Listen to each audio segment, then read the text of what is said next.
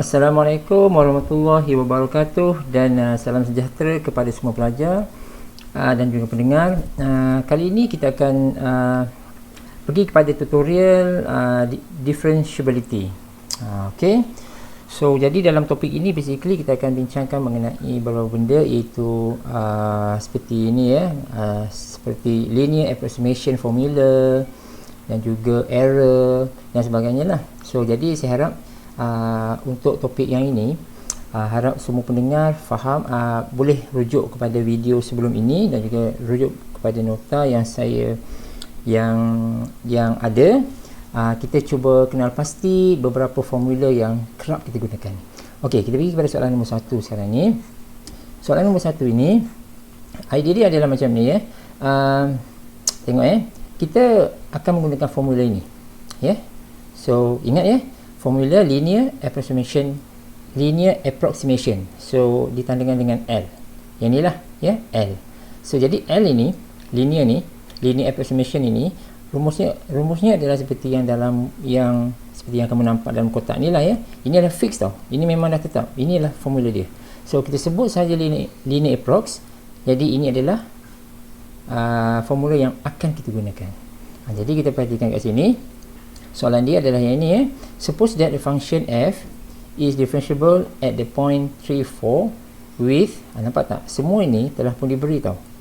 Ini fx pada point 3, 4 ni lah ya. Ini adalah 3, 4 ni adalah dia punya x0, y0 pada point yang asal. Ya, dia dah beri dah fx ni 2, fy ni negatif 1. Lepas tu dia punya f dia iaitu 5. So, kedudukan maklumat-maklumat ini di dalam formula adalah yang ini. Nampak ya? Ini adalah yang ni. Yang ni adalah 5. 5 tau. Yang ni. Okey? 5.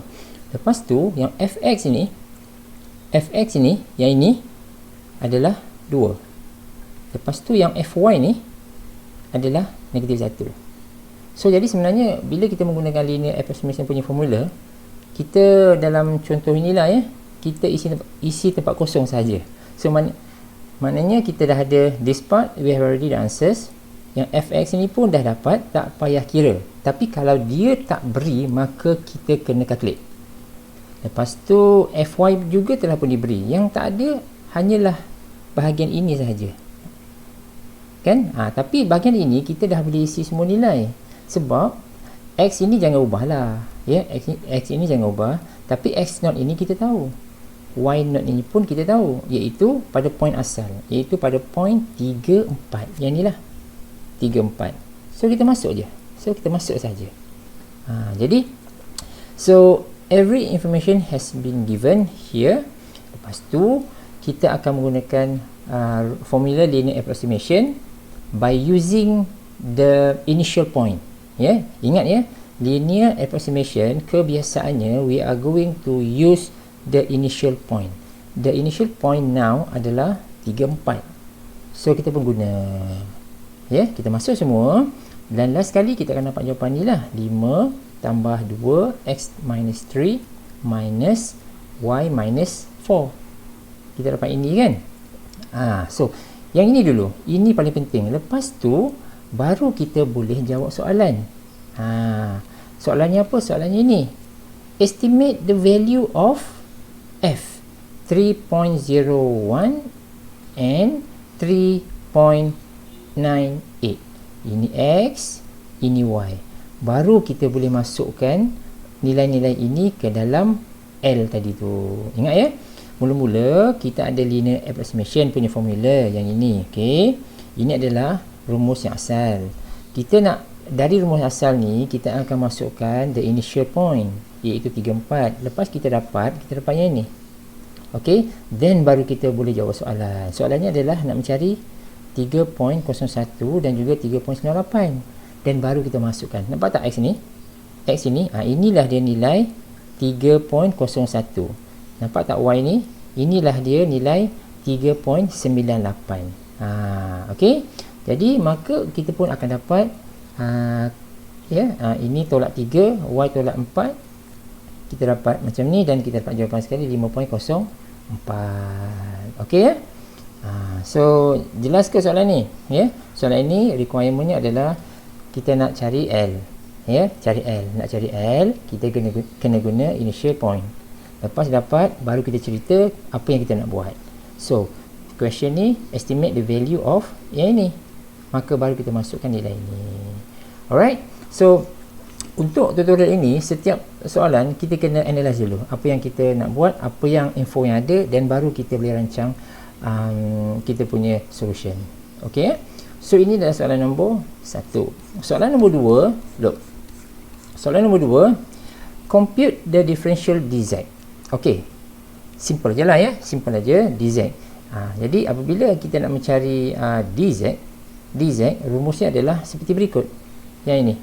Ini adalah antara rumus yang ada di dalam differentiability. Yang tadi tu L, betul tak? L, lepas tu ini adalah dz. Dz ini adalah standard punya formula. Dz sama dengan fx dx plus fy dy. Ini kalau ada xy lah. Kalau dia ada contohnya w sama dengan ada x, ada y, ada z, maka dia ada 3 lah. Ini ada 2 kan. Okey, jadi so sekarang ni rumus kita dah tahu dah, iaitu dz sama dengan semua-semua ni. So now our job is kita to identify apakah dia fx, apakah dia fy. Itu dulu. Okey, bila kita dah dapat semua ni, then baru kita fikir apa nak buat lepas tu. Sebab information okey, dia tak ada soalan tambahan kat sini. Okey, tak apa, tak perlu substitute apa-apa pun. Okey, so jadi yang kita boleh buat dan kita boleh cari adalah hanya fx dan juga fy. So by looking at the function ini, so kita pun carilah fx. Fx ni apa? Fx ni adalah ddx.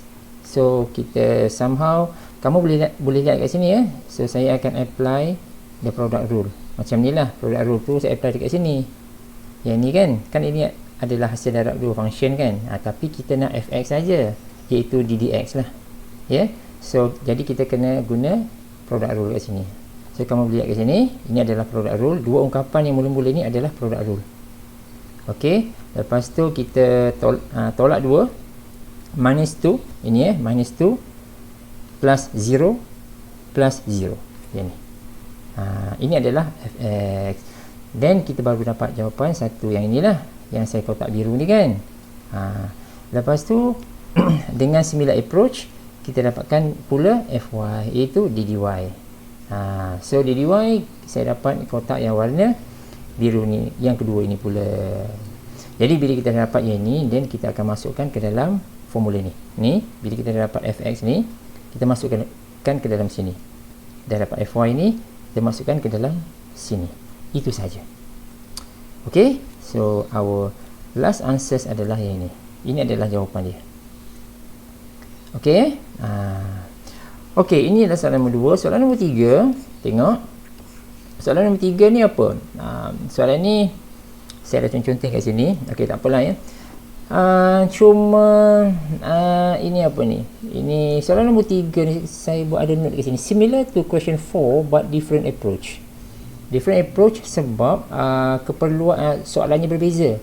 Okey, dia macam ni. Soalan nombor 3 dan soalan nombor 4, kalau kamu tengok kejap lagi, dia soalan ni hampir sama. Dia punya input dia hampir sama, tetapi dia minta kita selesaikan dengan menggunakan cara apa tu yang berbeza. Nanti kamu tengoklah kamu tengok apakah perbezaan dia. Okey, so sekarang ni kita tengok sini apa rumus yang kita nak guna. Jadi soalannya adalah use a total differential to approximate the change in the values of f from p to q. Itu satu hal. Yang kedua, compare your estimate with the actual change in f. Jadi kita memerlukan dua rumus kat sini. Yang pertama adalah kita perlu mendapatkan dz. Dz ni macam soalan nombor 2 tadi lah kan. So dz ini sama dengan fx dx tambah fy dy. Yang ini. Lepas tu untuk bahagian kedua pula, compare your estimate with actual change in f. Ini kita kena guna rumus ini pula. Delta z, ni delta z sama dengan FQ tolak FP. Jadi kalau kita lihat kat sini, bahagian nombor 2 ni lebih senang sebab dia terus kan, FQ kan, F kan F tu, F kita diberi F kan, ini F kan, ini F kan, jadi FQ tolak FP selepas tolak sebelum. FQ, Q ni apa ni? Q yang ini Q kan, point Q. So now we are going to use F ini, kita masukkan nilai Q, lepas tu kita masukkan nilai P dan kita tolakkan. Ini ya. So kalau lihat jawapan sekejap, ya, tengok jawapan. Mana dia? Yang ini. Yang ni ya, yang saya gerakkan mouse ni, yang ini. So FQ tolak FP, bila saya kira, ya, bila saya kira, saya dapat jawapan 0.1009. Ini actual tau.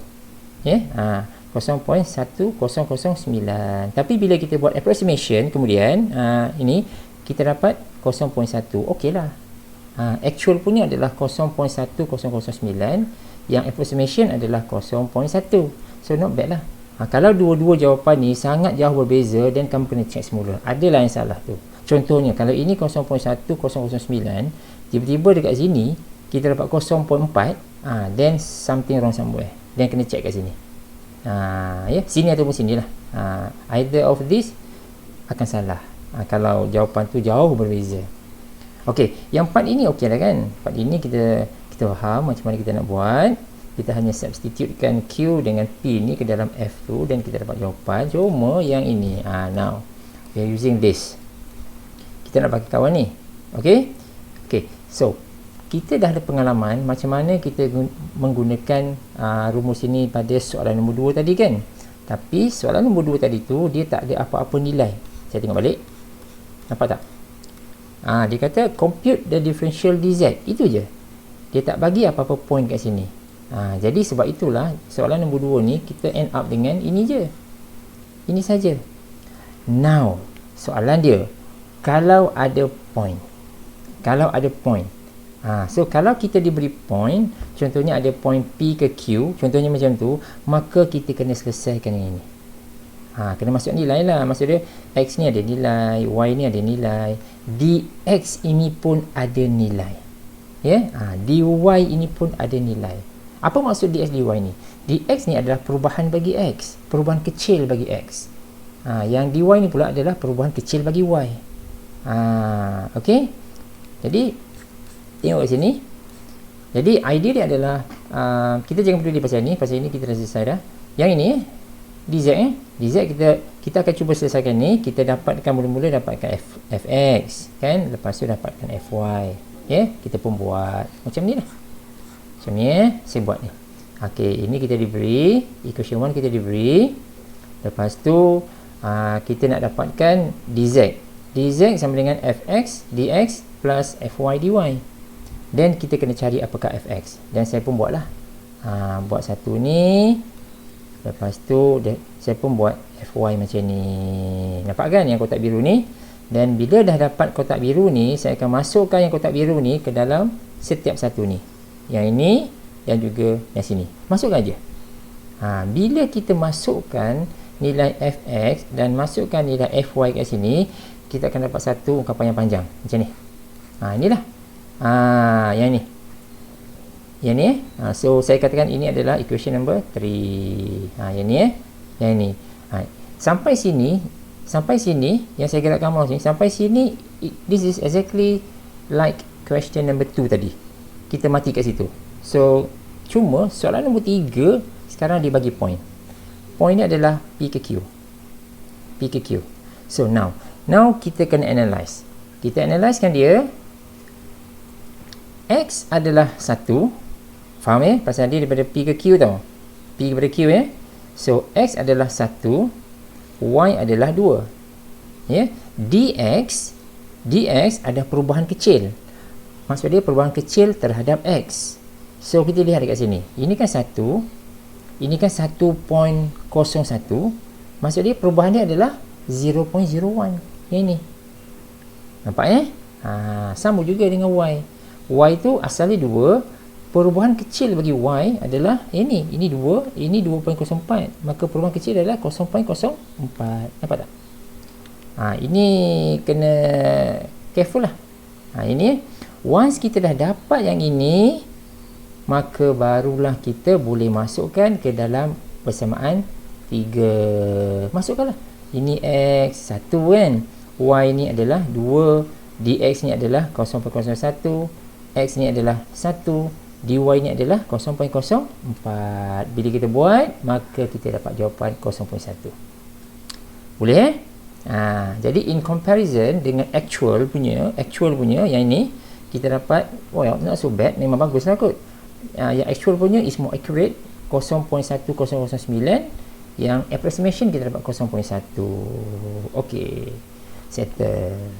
Okey ya, ini adalah soalan nombor 3. Now, since kita dah sentuh soalan nombor 3, sebab saya dah katakan soalan nombor 3 tu is similar to question 4 but different approach. So, apa maksud dia? Baik. Now, kita pergi kepada soalan nombor 4. Yang ni. Nampak tak? Lebih kurang sama je. Hampir-hampir sama lah kan? Hampir-hampir sama lah.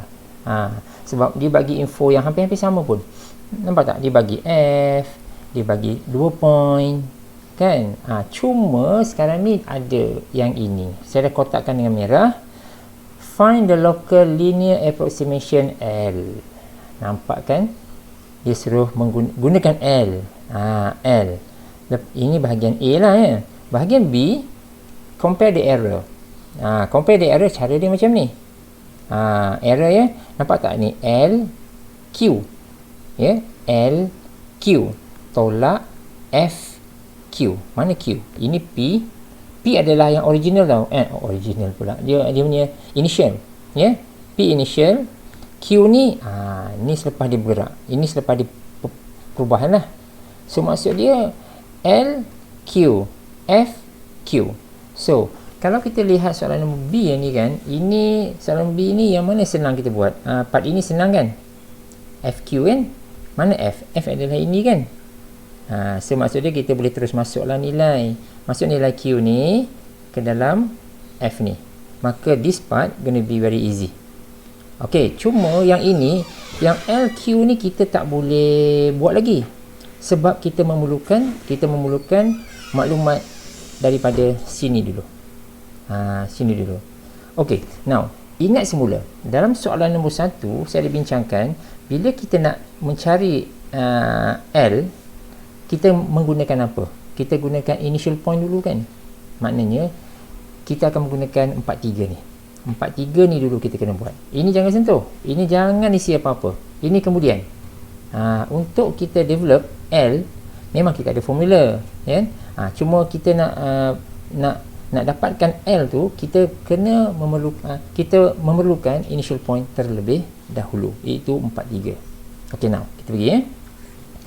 Now ini fx. Okey, tak apa. Nampak tak? The linear approximation punya formula adalah ini. Ini yang panjang-panjang dia lah, yang saya denotekan sebagai equation 1 kat sini ya. So now macam biasa kita terpaksa cari fx, iaitu ddx kan. Lepas tu kena cari fy. Ini nombor 1 dulu ya.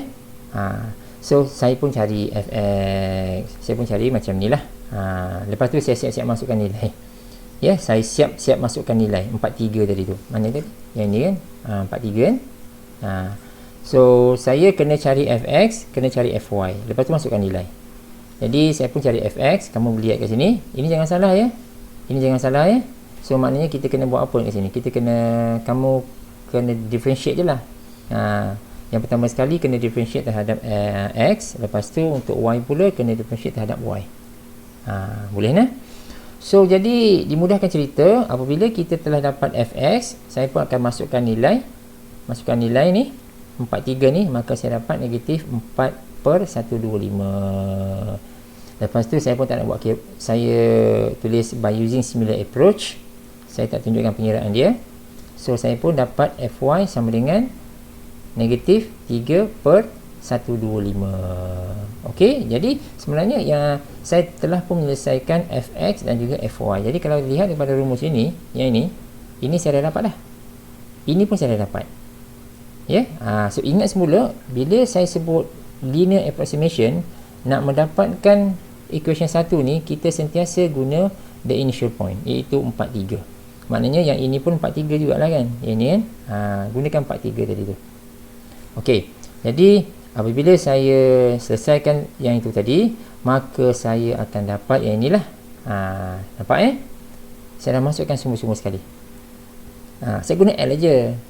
Saya guna L, saya cari fx, saya cari fy. Dan saya masukkan semua nilai.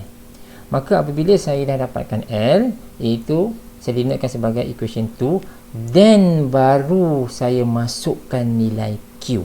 Yang ni. Baru kita gunakan yang Q ni. Ini LQ dengan menggunakan yang ni. Dua tadi tu. Ya. Yang ni kan, yang ini kan ada variable x, ada variable y kan. Then the x and y ni baru kita masukkan yang nilai q tersebut. Yang ni. So apabila kita masukkan semua ke sini, maka saya akan dapat jawapan. Okey, saya tak bagi jawapan. Saya dapat yang ni lah saya dapat inilah semua. Masukkan sahaja. Ya, masukkan saja. Apabila kita masukkan, sebenarnya kita dapat satu nilai sebenarnya. Saya tak buat ke sini. Nilai sini. Lepas tu FQ saya cari pula. FQ ni saya masukkan, saya dapat yang ni. Negatif 0.202 dan seterusnya lah kan. Jadi apabila saya tolakkan dia, maka saya dapat jawapan ini ya. Negatif 0.0000142 382. Okey? So yang itu. Okey guys. So saya stop dulu video ni sampai sini. Kita sambung kepada tutorial yang akan datang. Thanks for watching.